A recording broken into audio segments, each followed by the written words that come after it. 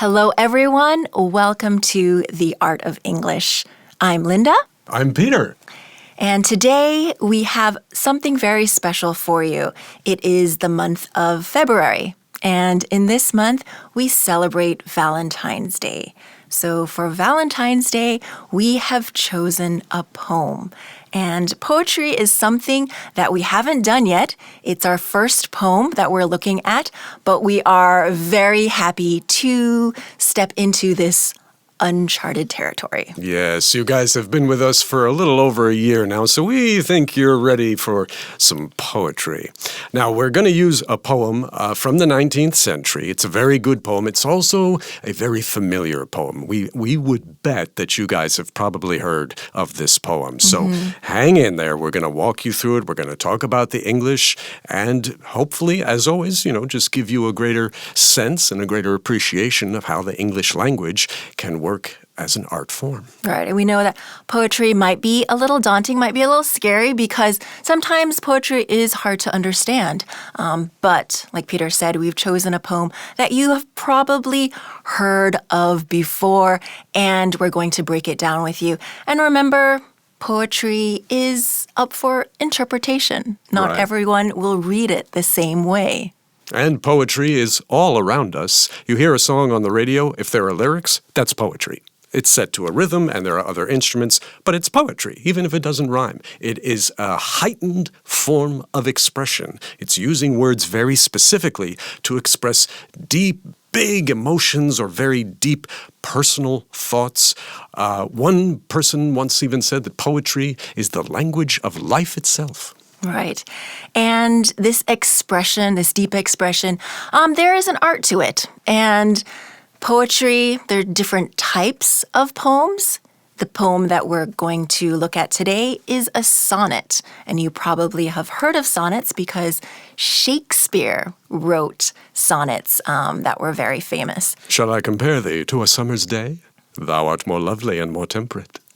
Today, we aren't looking at one of Shakespeare's sonnets. We're looking at a sonnet by Elizabeth Barrett Browning. And her sonnet is a little different than Shakespeare's because they're two different styles. But we'll get into that. But a sonnet is 14 lines. And the rhyming can vary, but the main thing is that it's 14 lines, and each line is 10 syllables. It's written in iambic pentameter. Right, and that just means it has a rhythm to it that you almost don't hear when you speak, but you kind of register it unconsciously. It goes da-dum, da-dum, da-dum, da-dum, da-dum. Shall I compare thee to a summer's day? There's a natural rhythm to the iambic pentameter meter form of poetry, that natural rhythm to it. All right. So should we give some background to this poem and the background of the author? Yes. The author's name is Elizabeth Barrett, also known as Elizabeth Barrett Browning. She married the poet Robert Browning, and he was also well known. But this poem, we're talking about the first half of the 19th century. Barrett lived from 1806 to 1861, and she wrote not just this one sonnet, but 43 other sonnets, all about her love for the man who would become her husband, Robert Browning. But she didn't show them to him until after they were married. Right. It's a whole other interesting story there we won't really have time to get into today, but something to look up if you're interested. Yeah, and their courtship was secretive because her father wouldn't have approved of it. And after they got married, she was disinherited. But these collection of poems or sonnets express the deep love that she had for Robert Browning. Right. And if you're interested, quick note here in another famous story of a love between two people that wasn't approved by their parents, check out our Culture Chronicles this week. It involves Shakespeare's Romeo and Juliet. So why don't we get into our poem? So here it is. How do I love thee? Let me count the ways. I love thee to the depth and breadth and height my soul can reach when feeling out of sight for the ends of being and ideal grace. I love thee to the level of every day's most quiet need by sun and candlelight. I love thee freely as men strive for right. I love thee purely as they turn from praise. I love thee with the passion put to use in my old griefs and with my childhood's faith. I love thee with a love I seemed to lose with my lost saints. I love thee with the breath, smiles, tears of all my life. And, if God choose, I shall but love thee better after death. So this shows or demonstrates, expresses Elizabeth's love for Robert. And why don't we just look at some of the, look at the first question. Describe the pattern of rhyming words in this sonnet. I mentioned before that the rhyming can vary in the sonnet, but here we'll look at it. It has an A, B, B, A, A. So the first line rhymes with the fourth line, and the second and third lines rhyme. Right. There's actually two sections of rhyme scheme, so-called, of, a rhyming pattern in the poem. The first 8 lines have one, and the next 6 lines have a slightly different one. But like Linda was saying, the first one, how do I love thee? Let me count the ways. I love thee to the depth and breadth and height. My soul can reach when feeling out of sight for the ends of being an ideal grace. Grace almost rhymes with ways, and probably in spoken English may have rhymed more with it back in the early 19th century when she was writing. But that's the basic format of the first 8 lines. A, B, B, A. Ways, height, sight, grace. Right. And the second part, called the sestet, of 6 lines, that can be, like here it is like the CD, CD, CD. Right. Yeah, it's a bit simpler, actually. The second section here begins with the 9th line. I love thee with the passion put to use in my old griefs and with my childhood's faith. I love thee with the love I seem to lose. Lose virtually rhymes with use. With my lost saints, I love thee with the breath. Breath doesn't quite rhyme with faith, but again, with pronunciation back then, it may have been a closer sounding rhyme. Smiles, tears of all my life, and if God choose, rhymes with lose, rhymes with use. Last line, I shall but love thee better after death. There's a more obvious rhyme with breath, and again, close to faith, but maybe not to our ears. All right. So that's just some of the structure. And as I mentioned before, each line is written in iambic pentameter, so each has 10 syllables. So let's look at the content of the poem. So our second question is, Elizabeth says, I love you 9 times in this poem. She compares great love to what other qualities or actions? So she's describing her love, right? She says, let me count the ways, and then she compares her love with different things. Right. And right from the start, the idea that she can count the ways that she loves Robert is an example of how deeply she feels this love. There are many ways to describe it. It's not just, I love you, and that's it. No. That doesn't express enough of how I feel about you. I have to count the ways that I love you. And right out of the gate there, one of the biggest comparisons that she makes is to the depth and breadth and height my soul can reach. So this is a unit of measurement, a description of measurement that is deliberately beyond comprehension. I mean, what is the depth and breadth and height that the soul can reach? That's kind of an indefinable sort of thing, but we get the sense that it is very big, very deep. So you can look at this, I think you can look at this line in two different ways. You can see it maybe as limitless because who knows how far our soul can reach, but could it also be putting a limit on it? It's limited by how far our soul can reach, right? So there is some limitation. So again, like poetry, you can interpret it in different ways. Yes. Always be aware if someone tells you that a poem means this and nothing else.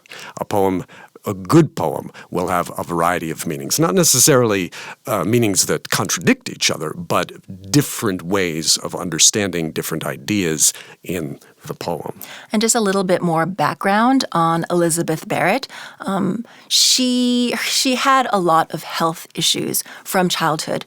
She suffered from a lot of health difficulties and into her adulthood. So she probably experienced a lot of physical limitations. So this line could be tied into that. Yes.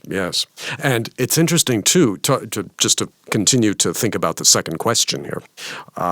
She begins by expressing her love in terms of the soul and the height and depth and breadth of the soul, however we might understand that. But the very next description she gives brings it right back down to earth. I love thee to the level of every day's most quiet need, by sun and candlelight. So one moment we're off somewhere in the cosmos, traveling with the soul, and now we're right back in an ordinary day, a very quiet need. Love isn't always about the big, larger-than-life emotions.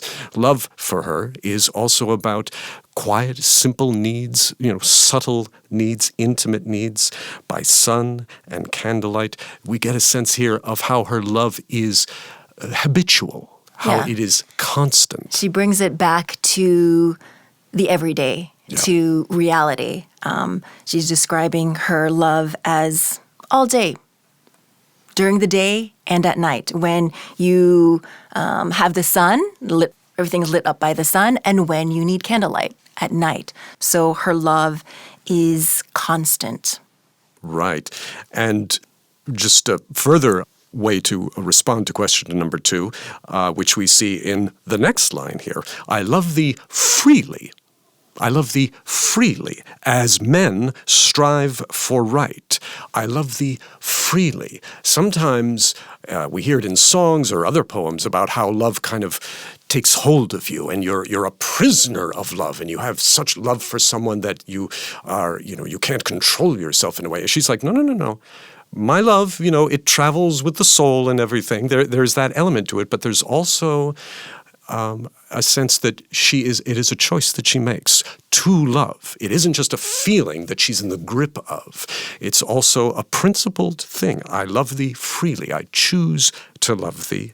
The same way men strive for right. Strive, good vocab word there, means to try, to make an effort. And it's not always something we think about when we talk about love. It's often just this incredible feeling, but true love, as I think we all know, involves effort, involves sticking with a person when maybe they're not so lovable at that moment. And, again, that's all of us at one time or another. I also see that line as describing the intensity of her love, as men strive for right, as you would if you were fighting for your freedom, fighting for what is right, standing up for what is right and good. Yes, definitely. Well, we want to encourage you to also think about question number 2. So we'll take this moment, I think, to move on to question number 3 and just spend a little time on that, sort of a more personal response. Which line of the poem seems most difficult to understand? And 2 parts, which line do you find most beautiful? Which line seems most difficult for you to understand? I'll take the second part first. Which line do you find most beautiful? Probably the last line, because she's talking not just about her love in this time and here on earth, but she's also talking about it in an eternal sense. And if God choose, I shall but love thee better after death. So she is confident that her love will not only survive her life here, but will continue even after her death, if God is willing. Oh, that is a beautiful line, definitely. I think for me, the most beautiful line is actually the one we've already talked about, where she says, I love thee to the level of every day's most quiet need, by sun and candlelight. That sticks out to me because so often love is described in big operatic terms. And, love is that in part. It is a big operatic thing sometimes, but I just like the way she also she paints this picture of by sun and by candlelight, the biggest source of light that there is and possibly the smallest source of light. And that love speaks into that moment as well. Love is there as well in those quiet, everyday needs, as well as traveling the stars with the soul. All right. And for the first part of the question, which line seems most difficult to understand? I think if you have some of her background information and maybe the relationship that Elizabeth had with Robert, that it can help in explaining some of these lines. But you might find the line about her religion, her faith, to be a little difficult to understand. I love thee with a passion put to use in my old griefs and my childhood's faith. I love thee with a love I seem to lose with my lost saints. So I think that those two ideas or lines, she has her childhood faith. So when you're a child, you have a very strong faith. I can relate to that. Just a very pure belief. But as you grow older, maybe that faith might wane. But her faith has been rejuvenated, has been restored because she is experiencing this love, or just through life, she has a renewed faith, faith in God. Yeah, and I think for me, maybe the most difficult line is that first line, the first I love thee, to the depth and breadth and height my soul can reach, because there's a second part to it, actually. When feeling out of sight for the ends of being and ideal grace. So partly that's a challenging line because it's longer. It's about twice as long as almost any of the other lines. But also the idea is there. We talked about the soul and how it's often used to express things that are difficult to express, things that can't be quantified or measured exactly. But this idea, she loves to the depth and breadth and height that the soul can reach when feeling out of sight for the ends of being and ideal grace. Again, more kind of abstract language there, but the ends of being. End can also mean purpose or goal, the purpose of being. So it can be read as her saying that when I'm feeling down, when I'm feeling depressed, when I'm unclear on the purpose of life itself, then my soul reaches out, and I find my love for you, Robert. And that's another way to describe it. And even that is only kind of a partial explanation of that line, but that's what great poetry is. It invites you to think about it and to look at it again and come back to it and not just read it once and, okay, that's she loves and on to the next thing. Good poetry will hold you and deliberately challenge you, make you think, make you feel. And we encourage you to read back over this poem and try to, for yourself, dig deeper and see what the meaning is for you, what you can read from this poem. But we hope that you've enjoyed this Art of English and this selection of poetry. We encourage you to read maybe the other sonnets by Elizabeth Barrett Browning and give poetry a chance. But thank you so much for joining us. Please join us next time for our next Art of English. For now, I'm Linda. I'm Peter. Happy Say Valentine's Day.